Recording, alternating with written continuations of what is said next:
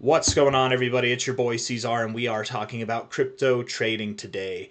How to do crypto trading, should you do crypto trading, and all this stuff. We're going to talk about that. So if that sounds good to you, hit the like button, subscribe if you want to see more content like this, and let's get into it. Okay, so first off, if you want to get into crypto trading, this video, it's going to go in parts of if you want to do it, what my thoughts are on it, and then the conclusion. It should be a nice little simple sandwich of thought here. Okay, if you want to get into crypto trading, there are a plethora of exchanges, right?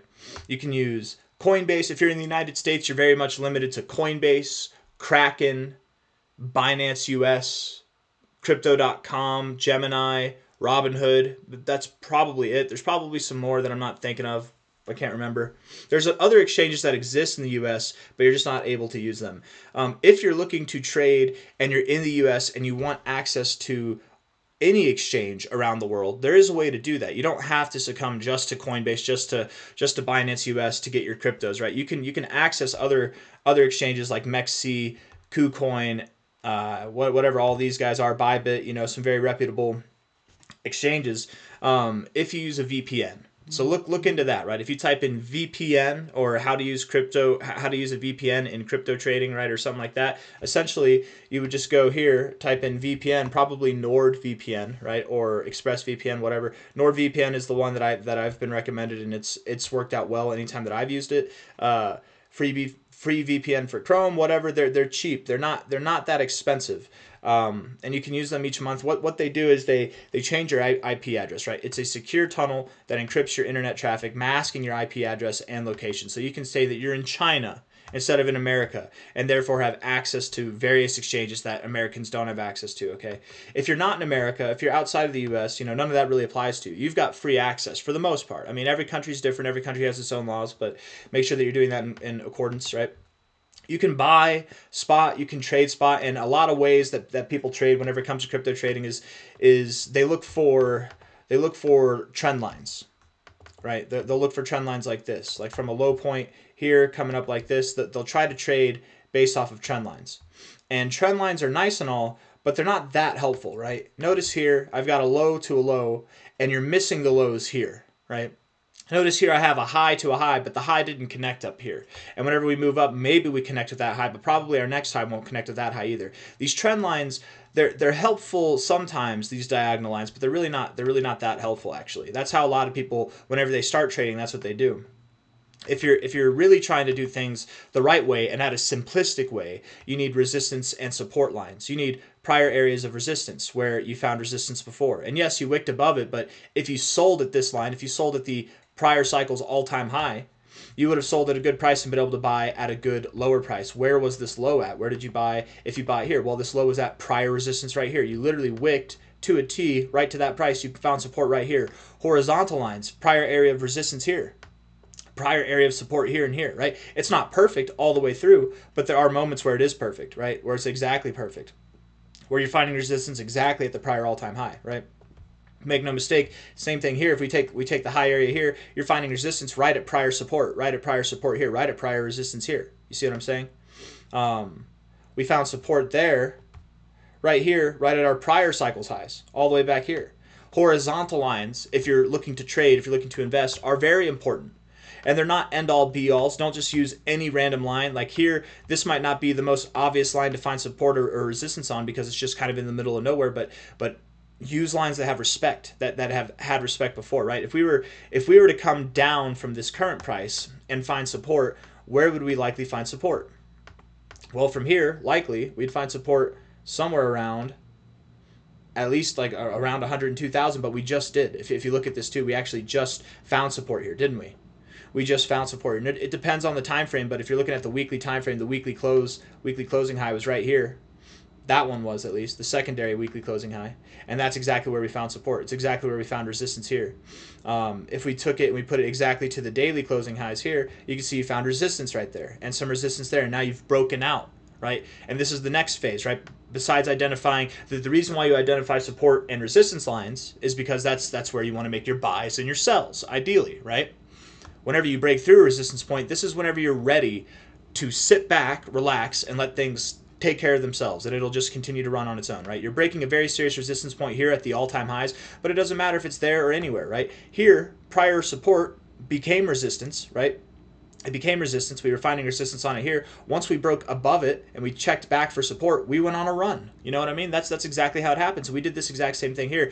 We broke out of this for resistance, checked back at it momentarily yesterday, and then ran. Horizontal lines, whenever it comes to trading, are a lot more advantageous than diagonal lines are. Whenever it comes to the RSI or other indicators, right? If you're on Trading View here, you type in Trading View. I should have started with that, I suppose. Trading View. This is your, or at least my, and a lot of traders in crypto and stocks, this is our hub to search up any kind of chart that we want, right? You can click here, you type in BTC USD, and you've got all these options. Don't just choose any exchange. Probably use Coinbase or the index, something that's more reputable, right? Coinbase or Binance has the most volume. So when choosing a chart, I think it's important to use the exchange that has the most volume normally, unless you're with stocks. Just you kind of go with whatever you can get, I guess, but ideally the most volume there too. You don't want like a foreign exchange. You want the New York Stock Exchange if you have the availability for that, right? But then you click Launch Chart, and then boom, there you go, right? If you want to pull up the indicators, the RSI like I have here, right? Relative Strength Index, you go here, you click on this, you type in REL, Relative Strength Index. That's this. It'll pull up an indicator just like this, except actually your indicator will look a little bit different here. Let's do this together. Relative Strength Index, right? Yours will look like this.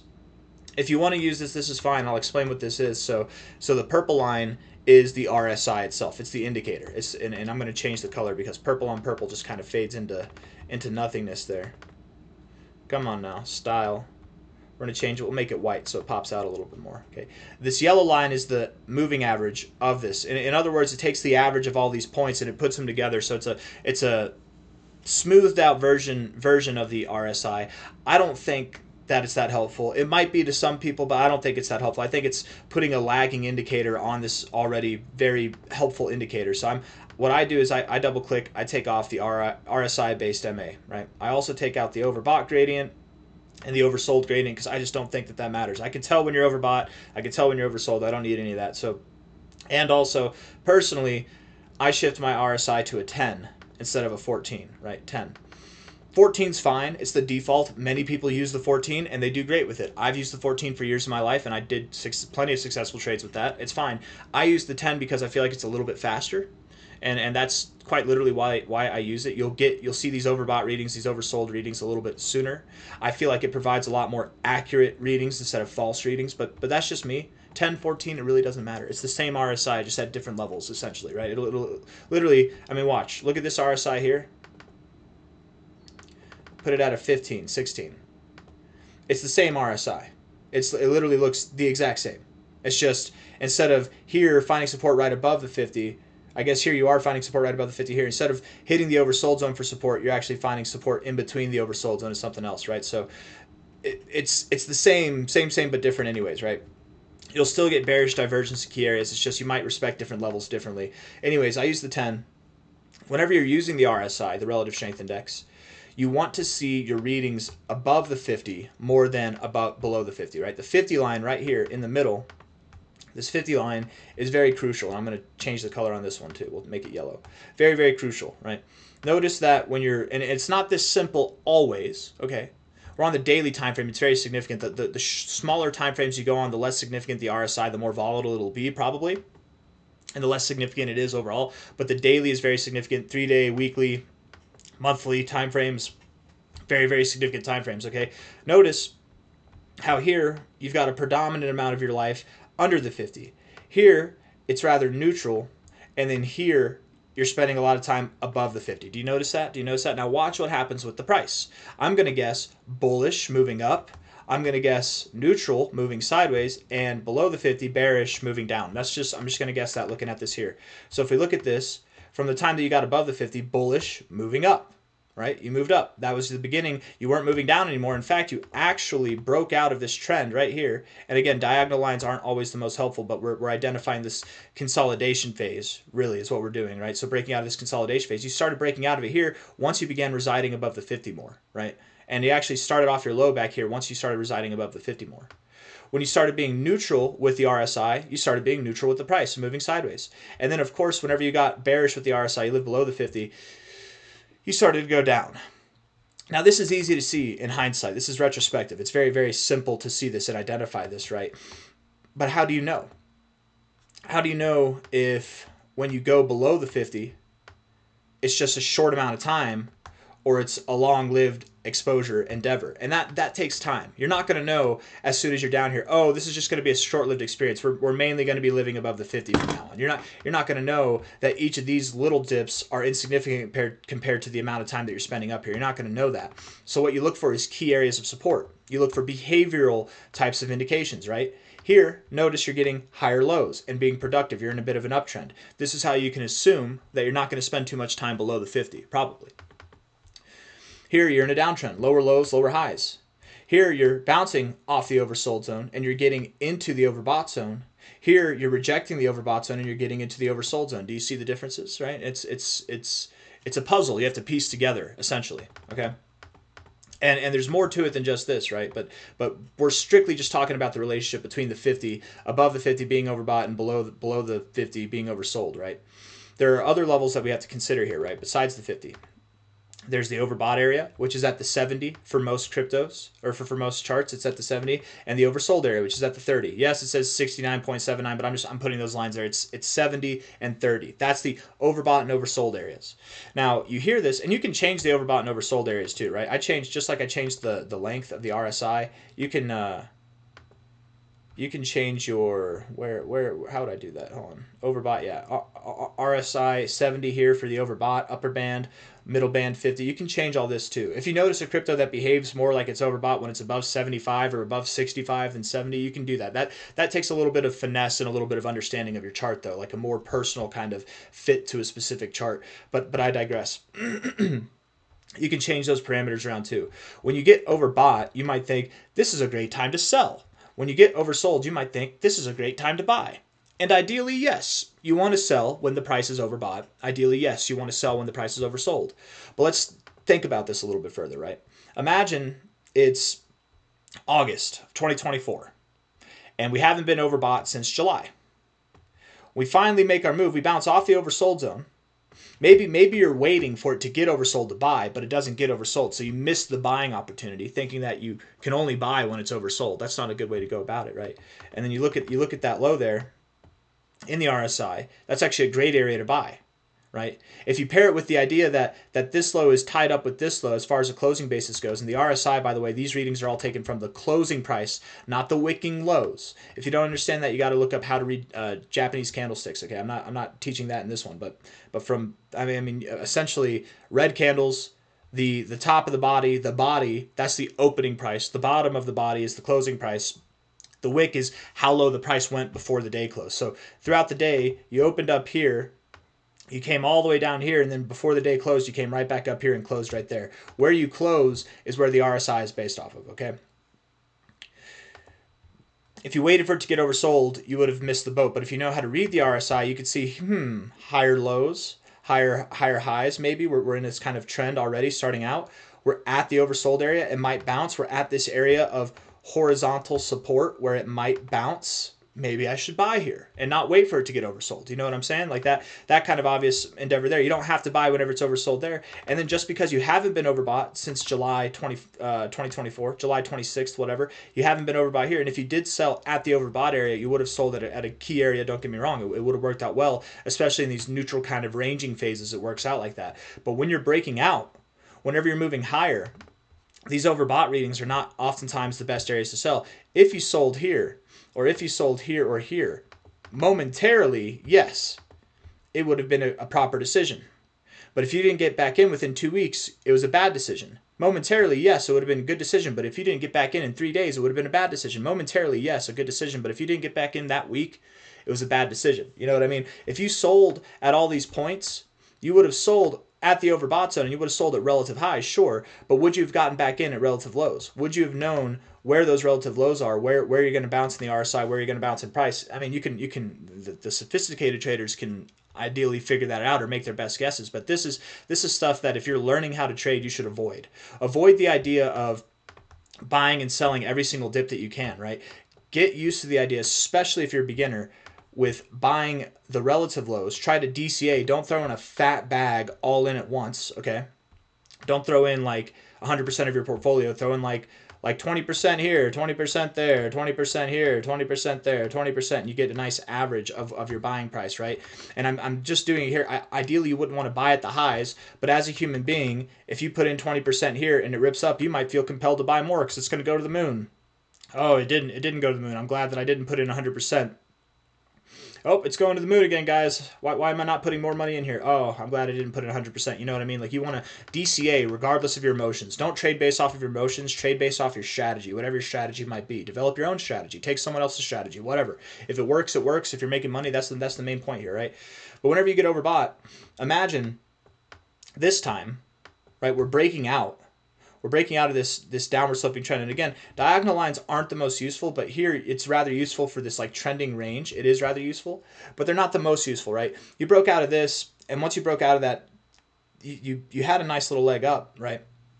Here you had a nice little leg up too, but there's no diagonal lines to go off of, right? It's all these, really what you did was you broke out of this horizontal level of resistance here, right? Resistance and support right there, and you continue going higher. I wonder too, did that go back? No, it's not anywhere else. No, okay, so, and I mean, really, genuinely, whenever you broke out, horizontal lines, diagonal lines aside, you just broke out of this overall downward sloping consolidation phase. So that initial breakout gave you a nice move there, right? But if you sold at every single moment where you got overbought on the RSI, you would have missed out on the next leg up because there wasn't really any of these times you got overbought. There was no real moments of pulling back. And that's something that I'm trying to address. I've spent so much time on this one point of this RSI topic just to get to this, is that when you get overbought, it's actually not a good time to sell, right?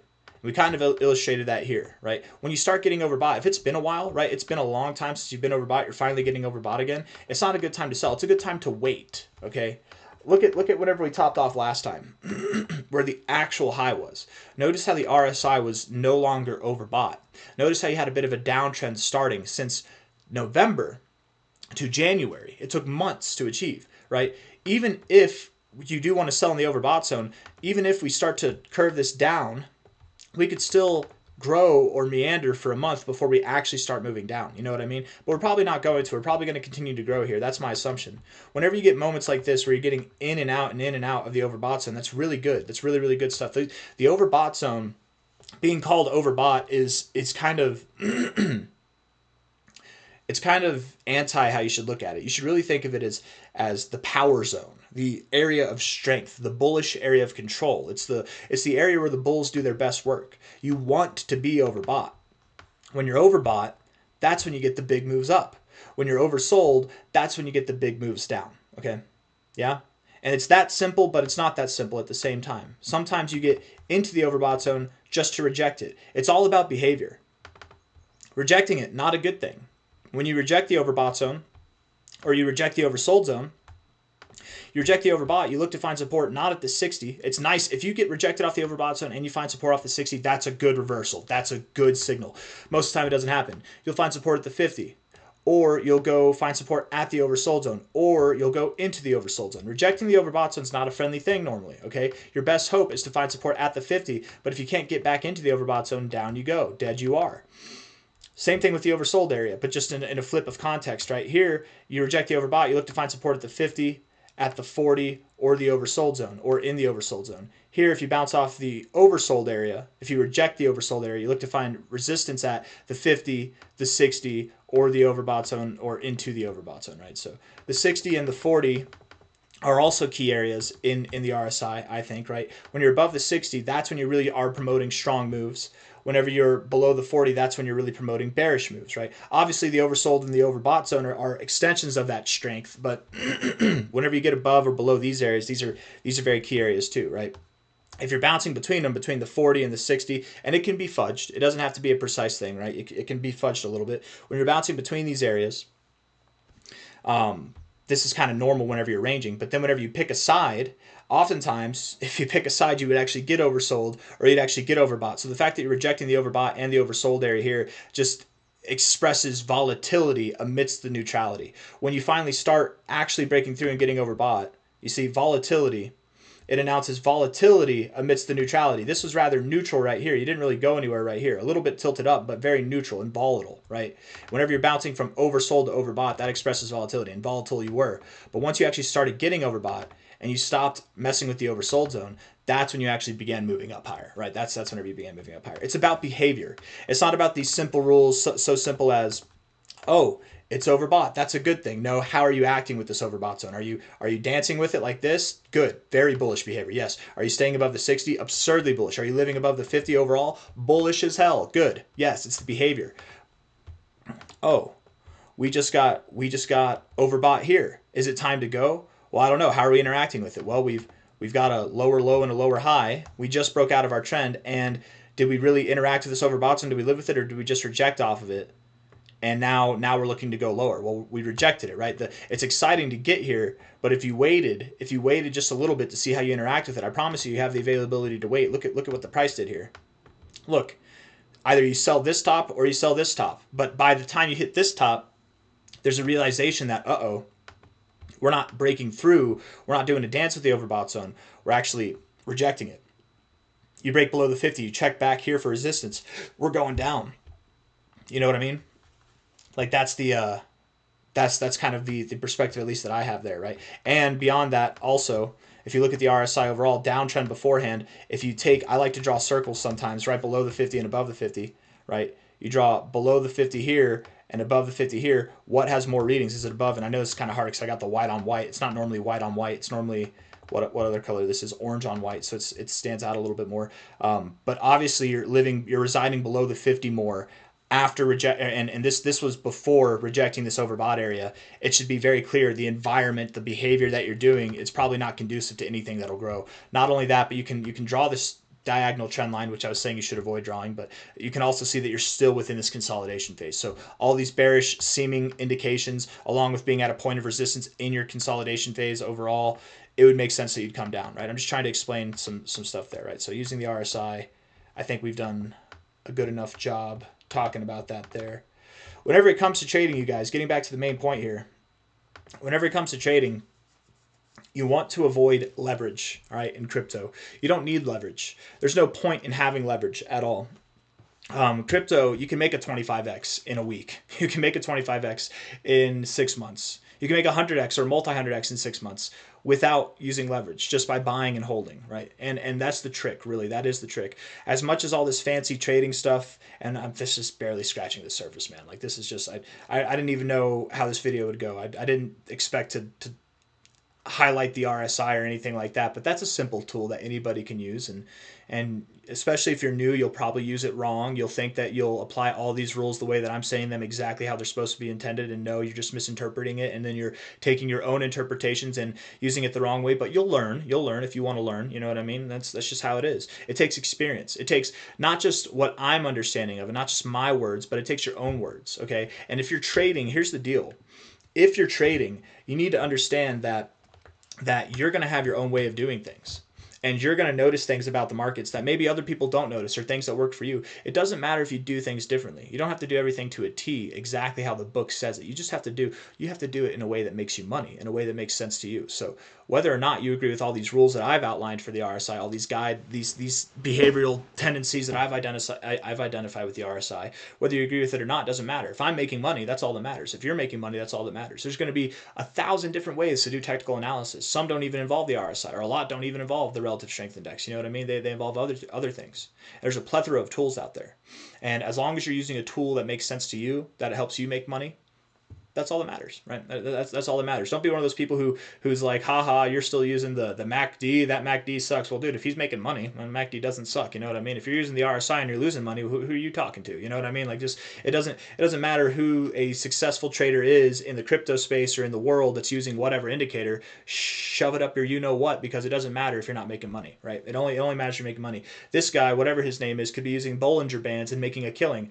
I can't make a killing with Bollinger Bands. I don't know how to use them. I mean, I know how to use them to a certain degree at a very basic level, but it's not as refined of an understanding as I have with the RSI or fib levels or other things, right? And there's a plethora of tools at your disposal. Of course, the one indicator that we had that we used was the RSI, and then we used horizontal trend lines too, right? Like horizontal points of resistance and support. That's another indicator. So that's two indicators. It's nice to compare. You should have probably 2 or 3 indicators at least to compare to. You don't want to compare it to like 8 or 12 different indicators. That could get distracting. Some people do it that way and they make a living. Some people use only 2 or 3 indicators and they make a living. And then some people use anything and everything in between and they lose it all. You know what I mean? So it's different for everybody. The key point is there's no really wrong or right way to do this. The wrong way is lose money. The right way is make money. That's essentially that, right? It doesn't matter anything else really, right? There are rules and you should abide by your rules, but stay away from leverage trading, right? If you had a rule, if you want to leverage trade in these markets, never go short, right? You do not short crypto in a bull market. If it's a bear market, you do not long crypto, okay? That's kind of my rule personally. That's a lot of people's rules. OG crypto people that have adopted that, and they're much more successful that way. If you don't know what I'm talking about, you'll know. You'll figure it out. Don't short in a bear market or in a bull market, and don't long in a bear market. But really, just stay away from leverage. You can hold a variety of coins that'll give you life-changing wealth between now and the end of the year. You don't need to be leverage trading, right? Stay away from leverage. Stay away from margins. Stay away from derivatives. Any kind of anything, man. Options, whatever. Futures. Just do spot. Spot is so much easier. It's so much better. It's less stressful because at least when you mess up the spot trade, you're still making money or you still have your money. You're not going to get liquidated, right? And that's the key essence. It's not about making the most money, and this is what a lot of people get confused on with trading. They think that trading is this tool to help them make as much money as fast as possible. But the people in crypto, the people in stocks, the people in markets who are trying to make as much money as fast as possible, those are oftentimes the people who lose money as fast as possible, right? Trading is not this tool to help you make money as fast as possible. It's a tool to help you prevent making bad decisions. That's what it is. It's a tool to help you make the right decisions. That's what it is, right? And hopefully those avoidances of the bad decisions, those recognitions of the good decisions, hopefully that helps you make money as fast as possible. But the best way to make money in this game is to do it slowly, right? If you try to do it too fast, you will lose your ass. You literally will. So not financial advice, not a financial advisor. If I could summarize this whole video in one sentence, I would say trading, avoid it. Do it when you have to. If you're new, this is not going to be one sentence. If you're new, stay away from it. Just buy and hold. Pick some good projects. Read about them. Read about your projects when you invest, right? Become an investor. Don't become a trader if you're new. Learn how to trade a little bit. Treat it like gambling. You do it once in a while. You do it with a small amount of money, but you don't do it with your life savings, right? You do it for fun. And if you have success doing it, do it some more. Do it some more. See if you can refine your abilities and your skills. Go for it. But the majority of what you hold, 99% of what you hold, 95% of your portfolio should not be moved. It should be in for the long term and not be moved. In fact, a lot of successful traders in the space, that's what they do. 90% of what they hold doesn't move. They just add to it. It's the small bit that they're trading with. They're not trading with their life savings. Degenerates trade with their life savings, or Crypto Face, who he can just do it. I'm sure he's not trading with all of his life savings though. If you know who Crypto Face is, he's a very sophisticated trader in the space. He's a good day trader and swing trader. Don't label yourself as a day trader or a swing trader. You should be an opportunist. Be a trader when the opportunity comes, whenever the moment strikes. And most importantly, when the moment strikes, take the opportunity, okay?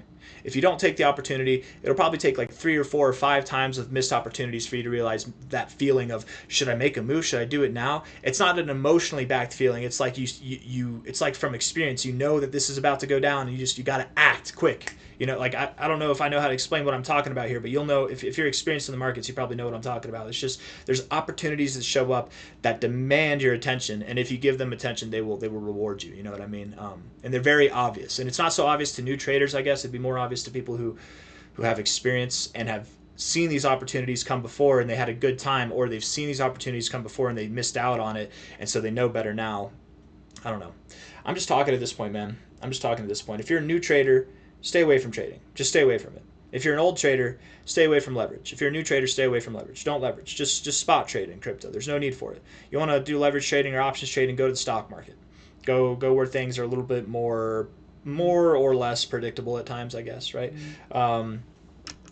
And really, the main essence of this video, I hope, is to just incentivize people to learn more about where good resistance and support points are, right? And then also, of course, I'd like to incentivize people to not trade. I would like, even though this is a video about how to trade, I would like to incentivize you guys to not trade, and especially to not use leverage. Okay, leverage is just a thing. There's a reason why all these exchanges give you special sign-on bonuses with leverage and everything like that. 100x leverage, 40x leverage. If you deposit now, we'll double your money, or something like that. They have $30,000 sign-on bonuses for depending on how much money you deposit. And it's like, they're only doing that because they're saying, look, you're going to lose this money anyways. We just want your money, right? And that 90% of the time, that's what will happen, right? So don't leverage trade.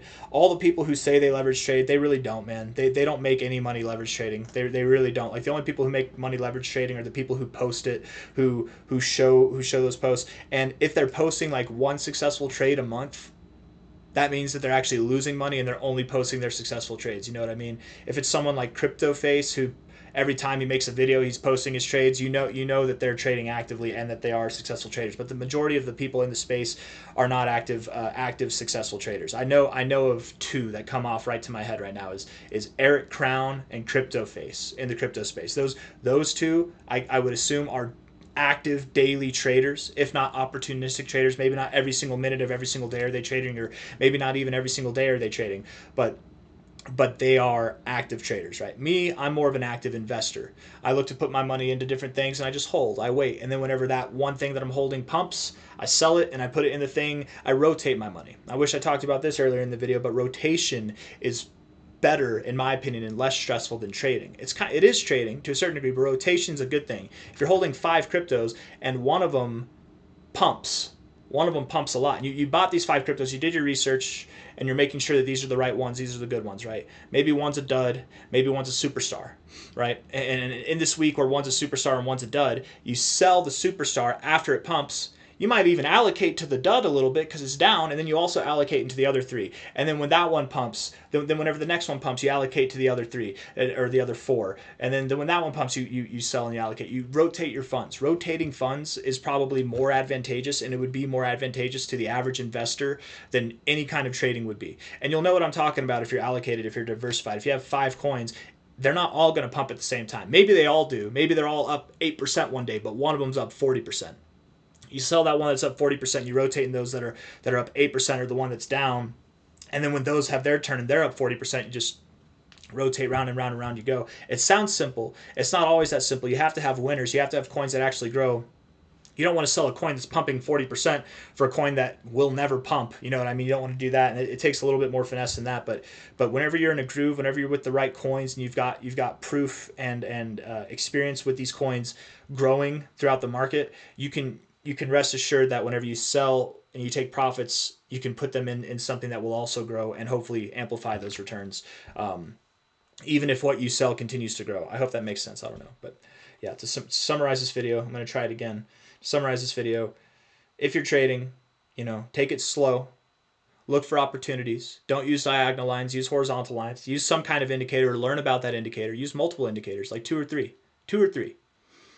And really just stay away from leverage. Stay the hell away from leverage. You have no business doing that. All right, I got nothing else for you guys. I hope you enjoyed the video. If you did, hit the like button, subscribe. Thank you all for being here. I'll see you on the next one. Take care. Bye-bye.